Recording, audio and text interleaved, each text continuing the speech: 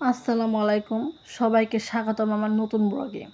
আশা করি সবাই ভালো আছেন। আলহামদুলিল্লাহ আমিও ভালো আছি। সকালে উঠে সকল ধরনের কাজ শেষ করে শাশুড়ি মাকে জিজ্ঞাসা করলাম, মা আজকে কী খাবেন? শাশুড়ি মা বললো, আজকে মাছ মাংস কিছুই তার খেতে ইচ্ছে করছে না। সে আজকে কচুরলতি দিয়ে শুটকি মাছ রান্না করে দিলে খাবে।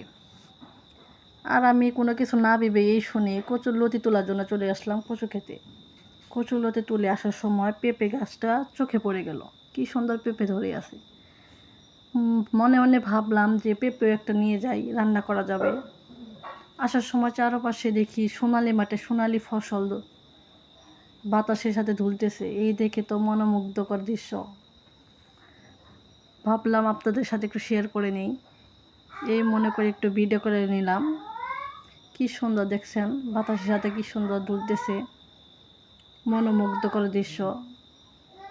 যারা গ্রামে থাকেন তারা এই দৃশ্য উপভোগ করতে পারেন, আর যারা শহরে থাকেন তারা তো দেখতে খুব মিস করেন, অনেক দেখতেই পারেন না।